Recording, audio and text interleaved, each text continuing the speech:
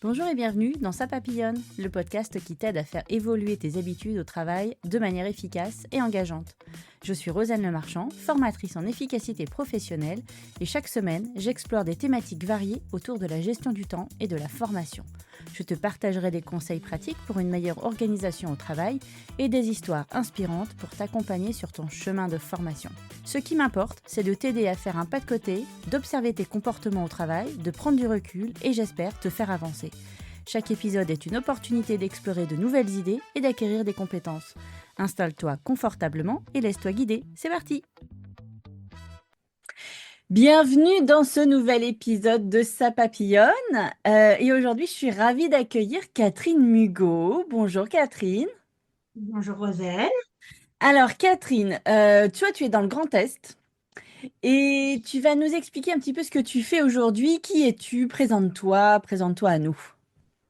Allez, je synthétise un peu. Donc, moi, j'ai 48 ans. J'ai fait une reconversion professionnelle il y a 4-5 ans en repassant un master en marketing communication. Et donc, j'ai lancé mon agence de communication il y a 2 ans et demi, après une Mhm. longue carrière dans le salariat comme directrice commerciale dans le tourisme. Voilà. Donc, Ok, oui, t'as mon fait dada, c'est la synthétique. com et le conseil en stratégie. Ok, ouais, t'as fait synthétique parce que l'autre jour quand je t'ai demandé, non, on est parti Non, après, sur je peux une détailler, discussion. mais c'est plus long. Je sais que je vais creuser de toute façon certains détails avec toi qui sont passionnants.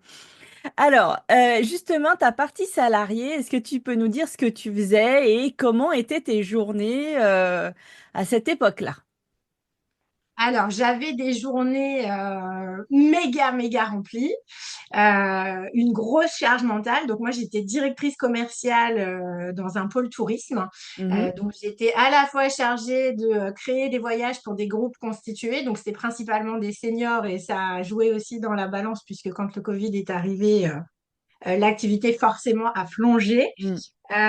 Et donc j'avais des journées super remplies parce que j'ai des jumeaux aussi accessoirement et que à ce moment-là ils avaient allez, 15-16 ans donc grosse charge mentale.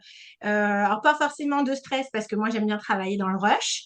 Mhm. Enfin pas forcément de stress mentalement, pas On verra forcément de ça, on va stress. voir ça. Physiquement, c'est autre chose. Mais voilà. Et donc, j'avais des journées super, super remplies. Donc, moi, j'avais toujours, toujours la tête dans le guidon, tout le temps. C'est ça. Et comment tu faisais pour gérer en fait tout ça? Comment tu gérais cette charge mentale? Comment tu t'organisais? Alors moi, je suis quelqu'un d'hyper méga organisé parce que j'ai toujours été débordée, ne serait-ce que quand je suis devenue maman de bébés d'un coup, quand on continue à travailler à Hmm. côté, faut être un super robot, j'ai envie de Ouais. dire. Donc Hmm. j'étais un robot maman, un robot directrice commerciale, j'étais toujours très organisée. Donc bah, au travail, j'avais des to-do list. Je suis une grande adepte de la to-do. Sauf qu'à cette époque-là, j'avais des to-do qui pouvaient faire 2 pages, donc c'était un peu Ça fait compliqué. beaucoup? Hmm. Des to-do list, ouais, en fait, tu reportes, tu priorises tout ce qui est urgentissime à faire dans la journée. Et puis, bah, tu reportes tout ce qui est moins urgent sur les pages d'après. Donc, effectivement, il y a des tâches qui pouvaient revenir pendant 2 semaines ou voilà, tout ce qui était. J'ai toujours beaucoup appris à prioriser, que ce soit avec mes enfants ou que ce soit au boulot, ouais, Ah toujours. bon, c'est une bonne question, ça que j'ai envie de te poser. Comment tu priorises? Qu'est-ce qui fait que pour toi, une tâche est prioritaire? Ben, en fait, déjà, quand tu es à la tête d'une direction commerciale, tu sais que ce qui est prioritaire, c'est l'opérationnel, toujours. Donc, tout ce qui est opérationnel, c'est tout ce qui est à voir avec les clients, justement, bah, à cette époque-là, la création des voyages, la gestion des clients, etc. En deuxième position, c'était le pilotage du service. Donc, moi, je prenais toujours 10 minutes, un quart d'heure le matin pour faire le point avec mon staff s'ils avaient des questions, s'il y avait des choses à revoir avant de démarrer la journée, parce qu'après, tout le monde est pris dans l'opérationnel et Hmm. c'était un peu compliqué. Et puis, bah, après, toutes les petites tâches, je suis tentée de dire, c'était plutôt remplir les tableaux de bord, les choses comme ça, parce que je savais que ça pouvait attendre 3-4 jours. Si c'était pas fait le jour même, c'était pas grave. Hmm. Donc, en fait, tu dois faire toujours machine arrière et apprendre aussi à te dire, toutes les tâches ne sont pas importantissimes. Ce que j'avais du mal à faire quand j'étais plus jeune, parce que tout était très important pour moi. Et tout ce qui était sur la to-do devait être fait. Et c'était un problème, parce que bah, quand tu as une to-do de 2 pages, évidemment, la journée n'est pas assez longue. Donc, tu es obligé de C'est faire le tri. Donc, on c'est apprend avec l'âge impossible. aussi. C'est pas possible. Voilà. Donc, on apprend avec l'âge aussi à se détacher un petit peu des tâches et puis parfois à déléguer aussi, hein. J'ai appris à Mm. déléguer un peu à mon équipe, à donner les choses, alors pas que j'aimais pas faire, mais les choses que mon équipe aimait bien faire et qui me déchargeaient. Ok, Parce que je suis pas du genre à donner, à donner mes petites merdouilles aux gens parce que j'ai pas envie de les faire. Donc, on faisait aussi un petit peu le point là-dessus. Voilà, qui aime bien faire quoi et est-ce que vous pouvez me décharger cette semaine sur tel ou ok. tel sujet, quoi. Ouais, c'est un bon système, ça, de demander aux gens, en fait, finalement, un kiff, quoi, presque. C'est pas, enfin, pas forcément un kiff, mais bon, tu leur donnes pas un truc qu'ils aiment pas, quoi. C'est ça qui est vachement bien, je trouve. Et tu leur Non, demandes non, leur avis. vraiment, pour le coup, les choses que j'aimais pas faire, je les gardais volontairement pour moi. Parce que je me serais vraiment sentie trop coupable de donner Ah un truc ouais. pénible à faire à mon équipe. Ça, vraiment, ça fait pas partie de Ah, mon. j'aurais beaucoup aimé t'avoir comme responsable, toi, dis donc. Bah écoute, elle s'en plaignait pas, je crois. Ah bah écoute, je pense que c'est un Il y a eu profil des larmes hyper quand je suis rare. partie, donc. Ok, bah oui, du coup, t'as pas continué. Bon, et alors, comment tu en es arrivée à être indépendante depuis 2 ans? Eh ben, écoute, justement, dans ce travail, j'avais perdu un peu le sens. C'est-à-dire que, alors, c'était une grande conversation avec ma patronne de l'époque, à qui je disais, je m'ennuie. Et elle me disait, mais Catherine, vous n'avez pas assez de travail. Je dis, si, si, ça, j'ai des piles partout sur mon bureau. C'est pas une question de masse de travail, c'est une Hmm, question d'intérêt de travail. Et ça, c'est ouais, vrai que c'était un peu compliqué, à comprendre pour elle. hmm, Après, c'était une bonne boîte, hein, donc je suis pas partie à cause de mon entreprise, je tiens à le dire. ouais, Je suis partie pour moi. C'est ce que je dis toujours. Je suis pas partie à cause d'eux, je suis partie pour moi. Je me suis hmm, priorisée pour le coup, pour une fois. Il faut savoir que tirer sur la corde, c'est bien. Mais quand on tire parfois trop fort sur la corde et qu'on veut quand même toujours être la Wonder Woman du quotidien, à tout gérer, tout prioriser, faire ses to-do de page, s'occuper des enfants, s'occuper de la maison, nanana, et qu'on ne ressent pas le stress mentalement, à un moment donné, c'est le corps qui lâche et c'est ce qui s'est passé pour moi puisque j'ai déclenché une maladie auto-immune avec des grosses crises de douleurs articulaires, des gros problèmes de fatigue monstrueuses que j'étais pas habituée à gérer. Et en fait, là, j'ai commencé vraiment à me poser des questions sur moi, sur ce que j'avais envie de faire. Et puis, le Covid est arrivé comme, pour moi comme une petite bulle d'oxygène. J'étais pas du tout habituée à avoir du temps pour faire les choses. Et puis, quand le Covid était arrivé, bim bam boum, plus de travail. Je me suis retrouvée avec mes deux enfants de 16 ans à la maison en me disant que dans 2 ans, potentiellement, ils allaient partir, que j'allais hmm. donc devoir gérer le syndrome du nid vide, Ouais, la petite probablement claque. Ouais, voilà, la claque aussi, voilà, liée à mon statut de maman. Je faisais un travail qui avait plus trop de sens pour moi. Je m'ennuyais un peu, voilà, j'apprenais plus rien, je me faisais un peu suer. Et donc, je me suis lancée, je voulais faire une petite formation en web marketing. Et c'est un peu parti en cacahuète, comme d'habitude. Et donc, je suis partie dans un MBA. Et donc, je me suis dépêchée de faire les cours. Donc, pour le coup, j'avais encore des journées très intenses, etc. Euh, Parce que je ne savais pas combien de temps allait durer cette période de Covid, hein, comme tout le Hmm, monde, sauf que pour moi, ça va durer presque 2 ans de ah oui. chômage partiel. Hmm, Donc, je vais avoir le temps de faire mes cours, de faire mon mémoire, de faire tout ça et de passer ce diplôme. Et puis, quand il va falloir retourner au travail, j'y retourne petit à petit, hein, parce que c'était pas du partiel à 100%. J'y retourne petit à petit et j'ai pas envie. Et là, hmm, je recommence à faire des crises que je ne faisais quasiment plus pendant que j'étais en période de Covid. Et ça m'a fait tilt. Je me suis dit, il faut que je change quelque chose vraiment dans ma vie parce que ouais. je suis en train d'y laisser ma santé. Donc, même si j'ai pas cette boule à l'estomac de stress parce que j'ai des journées trop chargées, mon corps a crié, il a Hmm. hurlé vraiment pour me faire comprendre qu'il fallait que ça s'arrête, quoi. Et puis donc, voilà, j'ai démissionné et j'ai décidé de faire ce qui me faisait vraiment trop kiffer. C'est tout ce que j'avais appris pendant mon master, la stratégie, le marketing, la com, et de mettre tout ça ensemble avec le commercial et l'opérationnel que je connaissais par cœur. Mhm. Et du coup, je trouvais ça super chouette de pouvoir switcher d'un sujet à l'autre. Comme je suis quelqu'un qui m'ennuie vite, Ouais. là, je m'ennuie plus jamais. Mais par contre, je vis aussi au rythme de mon corps et ça, c'est chouette. Et alors, c'est ça que je voudrais que tu éclaircisses auprès des gens qui écoutent. Ce stress-là que tu ne ressens pas, est-ce que tu peux expliquer ça aux gens? Parce que moi-même, je ne savais pas que ça pouvait exister. Donc peut-être que ça pourrait faire tilt à certaines personnes. Donc tu ne ressentais pas de stress avec une to-do de 2 pages, avec évidemment ta famille aussi à gérer, ta vie pro qui était hyper intense. Qu'est-ce que ça fait de ne pas ressentir ce stress? Bah, c'est que t'as jamais la boule au ventre, t'as pas de maux de tête. En fait, t'arrives. Moi, enfin, franchement, j'arrivais le matin au boulot.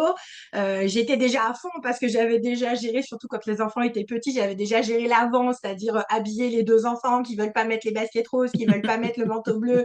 Nanana, t'arrives déjà en retard à l'école, t'es obligé de sonner, nanana. Et en Ah, fait, moi, j'arrivais, c'était c'est déjà, du quand vécu. les enfants étaient en maternelle, c'était chaotique le démarrage de journée, mais en fait, c'est ce que je dis toujours, c'est, tu sais, c'est la même question que quand on me dit, mais t'as pas fait de, comment ça s'appelle, De ce burn-out? truc qu'on a de burn-out, tu sais, lié à la maternité, là, Ah, de quand t'es perdue. postpartum? Voilà, j'ai pas fait on m'a dit que t'as pas fait de dépression postpartum quand t'as eu tes enfants, et en fait, la première chose que j'ai répondu, c'est, mais en fait, j'ai pas le temps de faire une dépression post. Bah, avec des Je jumeaux, n'ai pas c'est le vrai que temps. ça peut être. On peut en Voilà, faire une, mais c'est toi oui, t'as tu été peux, pris dans l'action tout de suite, évidemment. quoi. Mais c'est effectivement la première réponse qui m'est venue, c'est mais j'ai pas le temps de faire une dépression Hmm. postpartum parce que tout est hyper militaire. Et en fait, moi, je ne sais gérer les choses au top que quand je suis débordée. Je sais pas, chez moi, c'est challengeant, c'est boostant, Hmm. ça me donne de la patate, ça me donne de l'énergie. Et à l'inverse, ça ne me donne pas la boule au ventre, les maux de tête, les aigreurs d'estomac, tout ça, je n'ai pas, je ne sais pas. Alors, je commence à avoir maintenant, parce que j'apprends à écouter mon corps et je fais un travail sur moi, qui est utile du coup, parce que Hmm. ça m'évite de me redéclencher des crises de ma maladie auto-immune, même si j'en fais encore, mais j'en fais beaucoup moins. Donc, pour te donner une idée, quand j'étais encore salariée, là, sur la fin, je pouvais faire en général peut-être une crise par semaine, qui pouvait me durer 3 4 jours, donc j'avais pas beaucoup de répit. Ouais. Aujourd'hui, par exemple, l'année dernière, j'ai fait 4 crises sur l'année. Ah oui, beaucoup Donc, moins. Hmm. autant te dire qu'aujourd'hui, je sais que c'est lié au stress, puisque les maladies auto-immunes ne tolèrent pas le stress. Pour le coup, ça fait partie aussi de la phase d'apprentissage. C'est que quand je suis en crise, je sais qu'il y a Hmm. un facteur probablement un peu Déclenchant. psychique Hmm. qui rentre en ligne de compte. L'année dernière, ma fille elle n'était pas bien et du coup, je me suis redéclenché une grosse crise à ce moment-là c'est vraiment intimement lié, je m'en suis rendu compte. Ouais. J'ai été comme n'importe quelle maman, là pour le coup, ça te prend aux tripes et c'est un truc que tu peux absolument pas gérer de savoir que ton enfant est pas bien. Et Hmm. là, bim, crise. Et en fait, voilà, en fait, j'ai appris à m'écouter, enfin, à tendre vraiment l'oreille et à me dire, bon, pose-toi, là, il y a un truc qui va pas. Donc aujourd'hui, ça peut m'arriver d'avoir la boule à l'estomac et ça, c'est une grande, grande nouveauté. Alors, je peux pas dire que je ressentais pas le stress du tout. Il y a un stress que je ressentais, c'était le stress de mauvaise ambiance. Ah, Ça, c'est-à-dire? c'est un truc que je n'arrive pas à supporter parce que ça, c'est lié à l'émotion et ça, c'est un truc que j'ai vraiment du mal. C'est-à-dire, Donc, c'est tu sais, tu as tout, l'ambiance totale du l'ambiance service. générale, voilà, je j'aime pas trop les cris, les gens qui raccrochent, tu sais, en bougonnant, les gens qui bougonnent toute la journée, ça a tendance. Alors, c'est pas que ça me stresse, c'est que ça me plombe un peu mon Hmm. énergie, tu vois, ça me bouffe un peu mon énergie vitale. On pourrait apparenter ça à du stress, mais ça me donnait pas non plus la boule à l'estomac, etc. Mais ça Hmm. me rendait assez de mauvaise humeur, etc. Donc, mais en tout cas, le stress lié au surplus d'activité, ça, non, j'avais pas. Ok. Donc, comme quoi, on peut s'enfoncer en fait dans une situation sans même s'en rendre compte. Oui, Mais à ce moment-là, c'est le corps qui dit stop et qui hurle, comme c'est tu ça. dis, derrière. Oui, oui, il avait crié plusieurs fois, hein. Ça a commencé par des petites douleurs à droite, à gauche. Et puis je me suis dit, bon, allez, c'est pas grave. J'ai du mal à me coucher. Enfin, tu trouves toujours une excuse, Ouais. en fait, pour pouvoir Hmm. continuer à avancer, à courir, à galoper dans ta vie.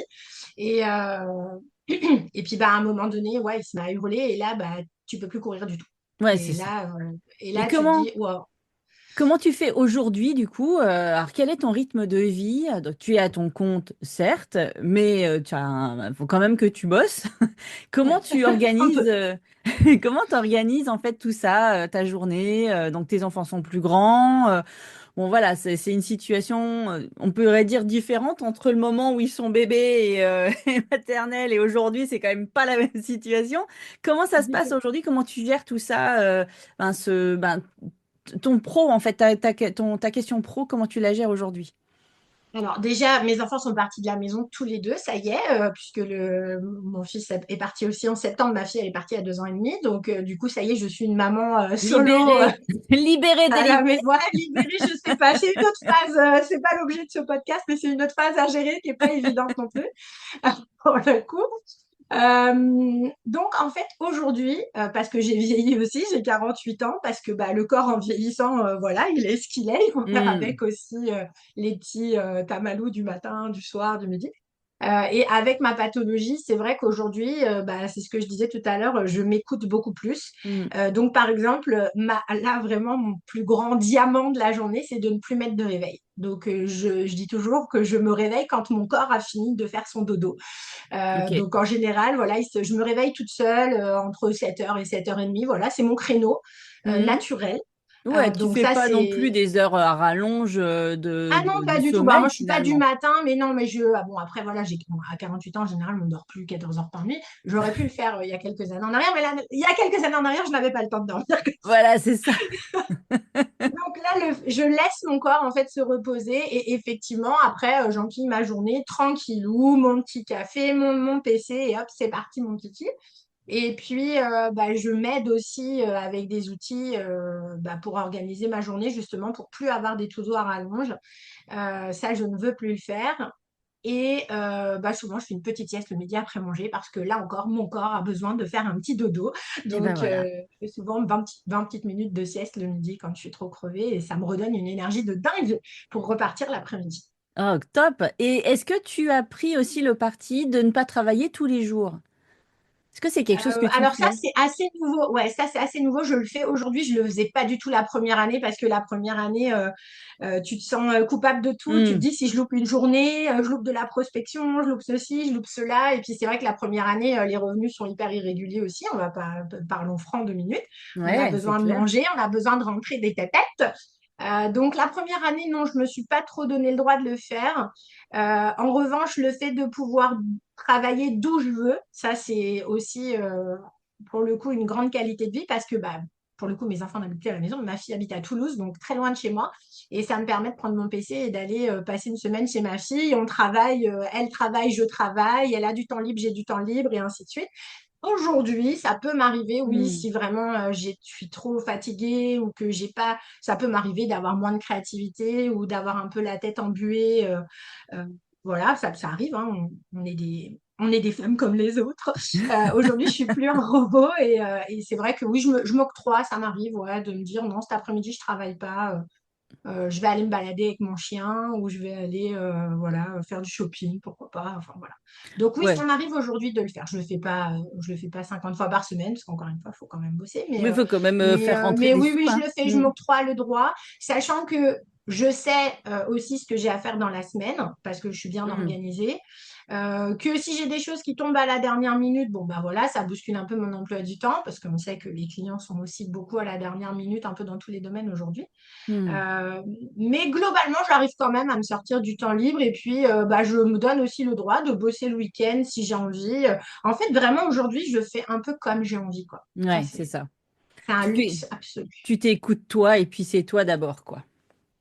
Oui, parce que j'ai compris, il Hmm. était temps, je suis tentée de dire, j'ai compris que bah, si je mets ma santé de côté, mon rythme, ma santé, bah, si je mets mon rythme de côté, je mets ma santé de côté. Et Ouais, si je mets ma santé de côté, il peut se passer des trucs vraiment embêtants. ouais, pas Et là, sympa. j'ai plus Hmm. d'énergie. Si je refais crise sur crise comme je faisais avant, bah là, c'est des douleurs permanentes dans toutes les articulations du corps. Donc, il y a beaucoup d'articulations, ça, je peux te le Oui, dire. il doit y en avoir un certain nombre. Euh, Oui. Hmm. et effectivement, je ne veux plus de ça. C'est-à-dire Ouais. que voilà, si ça m'arrive de faire une crise, bah, c'est les semaines où je fais des crises. Effectivement, là, je me donne plus de temps pour moi aussi. Hmm. Pour bouger déjà, parce que la position statique, quand on travaille à son compte et qu'on est Ouais. assis toute la journée, Ouais. on le sait, c'est très mauvais pour la santé. Hmm. Donc voilà, je m'écoute beaucoup plus. Oui, Bon. je suis un peu plus en mode slow aujourd'hui, c'est une grande nouveauté pour moi. Non, mais c'est vachement bien, c'est très bien. Très, très bien. Après, Et ça tu... désorganise aussi parce qu'effectivement, moi, j'adore travailler dans le rush. Donc, je Eh, suis aussi obligée de me freiner. Tu sais, ce serait un peu comme si j'étais un cheval de course dans un box là, prêt à partir et qu'on me garde dans le box un petit peu plus longtemps que les autres en me disant non, non, là, aujourd'hui, c'est pas le jour où tu dois te mettre à courir comme une ah. tarée. Tu dois rester encore un petit peu dans le box aujourd'hui. Ah ouais, d'accord, ok, je vois bien l'image, hein. Je vois bien le cheval qui tape et tout ça. Je Donc, vois bien le cheval avec la crinière blonde qui est là. ah ouais, je vois très très bien l'image. Mais en tout cas, tu nous as parlé tout à l'heure d'outils que tu utilisais. C'est quels sont donc ces outils? Alors, le premier outil que j'ai utilisé et qui, alors pour le coup, j'aurais pas eu l'idée d'utiliser ça avant puisque alors je ressens pas le stress, mais j'ai pas de rapport au temps non plus. Les gens vont se dire, elle est trop bizarre celle-là. J'ai pas de rapport au temps, c'est-à-dire que je n'ai jamais dans toute ma carrière regardé l'heure.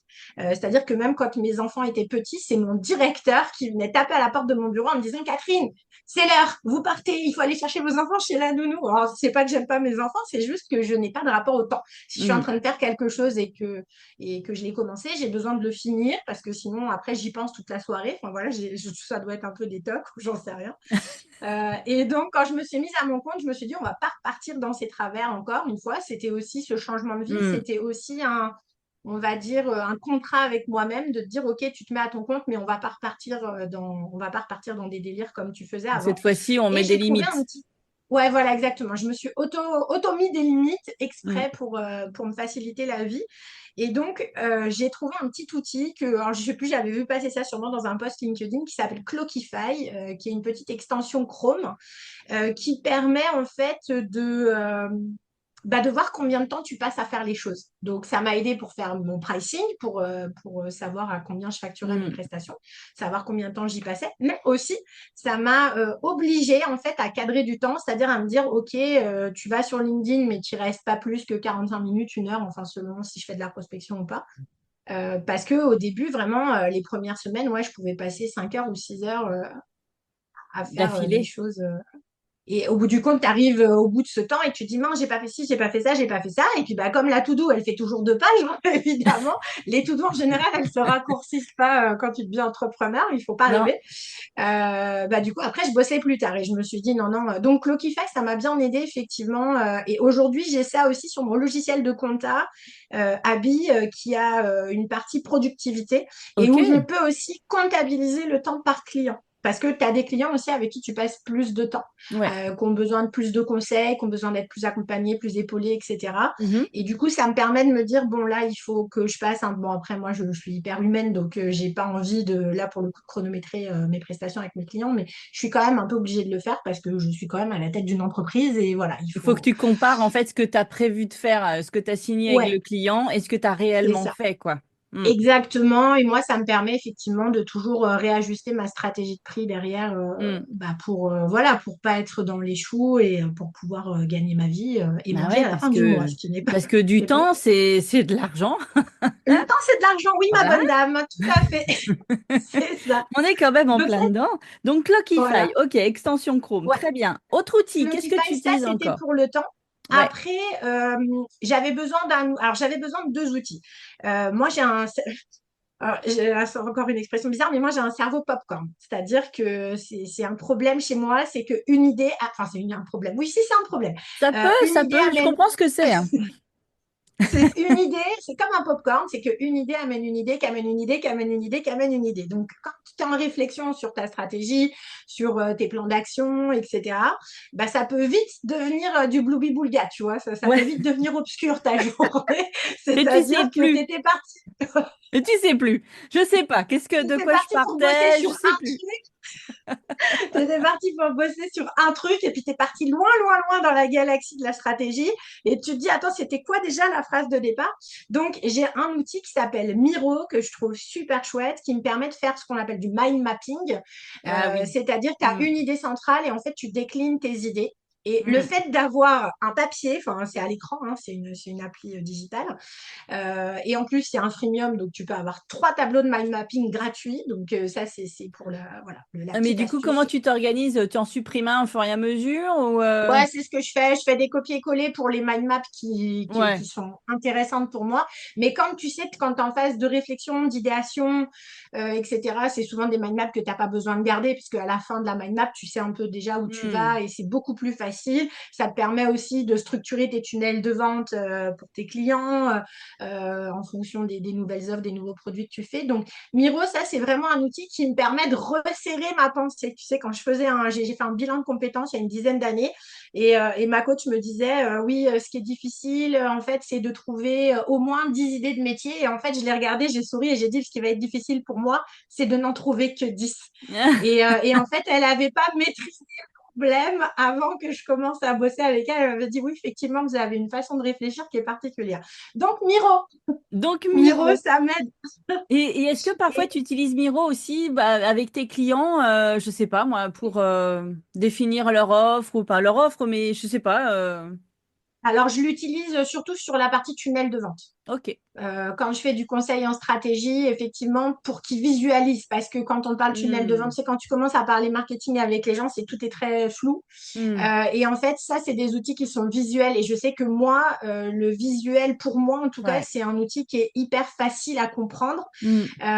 même si j'ai pas de problème avec les mots. Mais du coup, je trouve ça, je me suis vite sentie à l'aise avec cet outil pour pouvoir le conseiller aussi à mes clientes quand je fais du Ok. conseil en stratégie, en me disant, utilise-le toi dans ton quotidien, ça va t'aider à te structurer et surtout à décharger ton cerveau aussi de toutes ces idées. Tu sais, tu as des idées parasites Ah qui te oui. traînent dans la journée, puis Hmm. tu les notes pas, puis tu les oublies, alors que c'est dommage parce que peut-être c'était une super idée à garder. Donc Miro, ça, Miro, ça te permet de décharger un petit peu ça, ouais. Donc oui, je Ok. l'utilise avec mes clientes. Ok, Et ça après, marche. et après, Oui. mon troisième outil chouchou d'amour que j'aime trop de la vie, c'est Notion, enfin, ou Notion, Quelle parce que je sais qu'il y a déclaration. deux écoles. C'est une déclaration d'amour à ce logiciel qui est vraiment devenu mon deuxième cerveau. C'est-à-dire que là, je me suis vraiment formée sur Notion parce que c'est pas un outil hyper intuitif quand tu le Hmm. connais pas. Ça c'est Il y a vrai. tout un système de base de données qui est pas évident, mais j'ai suivi. Alors, j'ai commencé avec des vidéos YouTube parce que tu as quand même pas mal de Hmm. petites vidéos qui traînent et qui t'expliquent quand même comment gérer, enfin voilà, comment gérer les bases Comment de données, démarrer, etc. ouais. Donc Hmm. ça m'a bien aidé pour démarrer. Et ensuite, j'ai vraiment suivi une formation Notion parce que j'avais besoin de structurer, encore une fois, hein, j'avais besoin de structurer ma pensée, de pouvoir structurer mes tâches dans la journée. C'est-à-dire que je me suis créé un tableau de bord avec mes tâches, les tâches que je dois faire dans la journée qui sont liées à des projets. Donc, j'ai plein de bases de données. Donc, en fait, Notion, c'est mon cerveau popcorn, tu vois. J'ai vraiment, j'ai des projets, j'ai tous mes projets qui sont fixés une base de données. Et ensuite, j'ai un tableau de tâches qui sont reliées à chaque projet Ok. que je vais vraiment mettre dans un tableau avec des dates, des deadlines, parce que parfois tu as des deadlines, parfois tu n'en as pas. Et je vais surtout attribuer un temps. Ce qui me permet aujourd'hui, ce qui m'oblige aujourd'hui à me dire, tu ne peux pas faire toute cette journée parce que toutes les tâches mises bout à Bout bout, à bout. c'est Ça fait 18 24 heures. heures. Voilà, donc non. Bah non, du coup, on a dit qu'on faisait plus ça, Katoche. Alors, Voilà, c'est ça. donc, donc, ça m'aide, voilà. Ça, c'est encore une façon de me structurer de me cadrer, même si ça m'arrive quand même encore fréquemment de faire des tâches qui n'étaient pas prévues dans le programme et de faire un peu le bazar dans dans mon tableau de tâches journalier, quoi. Donc, si j'ai bien compris, Notion, alors c'est marrant parce qu'en formation, ouais, je partage un fichier Excel. Bon, après, c'est la même, alors, pas aussi fort que Notion, on est bien d'accord. Mais dans cette partie je liste toutes les choses que je veux faire dans ma journée, je mets la durée qui va avec, et en fait, il y a une formule de calcul qui fait que quand ça dépasse le temps que j'avais prévu de travailler aujourd'hui, ça se met en rouge. Donc, tu ne peux pas la faire. Enfin, c'est pas que tu peux pas, bien sûr, tu peux la faire si tu as envie de le faire, mais normalement, ça ne rentre pas dans le temps que tu as Exactement. donné à ta journée. Et je fais cet exercice-là avec les gens en formation et en fait, ils disent, ah ouais, ça passe pas. Alors, du coup, alors ça, je vais la déplacer, ça, je vais Ouais, c'est couper. ça. Ok, d'accord, je vais pas mettre dans le même sens. Et du coup, enfin, voilà, ils prennent pas juste la to-do list comme ça en vrac. Sans réflexion, là pour le coup, ça va plus loin et ça les bouscule un petit peu parfois. Et puis cet outil-là va être utile à certains et pas à tout le monde parce qu'il y en a et qui ont déjà ça en tête, donc très bien. Mais pour ceux qui ont vraiment du mal à savoir avoir donc déjà to-do list hyper long comme un bras, comme toi tu dis, et en se disant, en étant persuadé qu'on va y arriver en une journée. Non, ça n'est techniquement pas possible. Et donc, ben, écoute, je te félicite d'avoir trouvé ça, enfin, trouvé ça, construit ça sur Notion, parce que Notion, en effet, c'est énorme.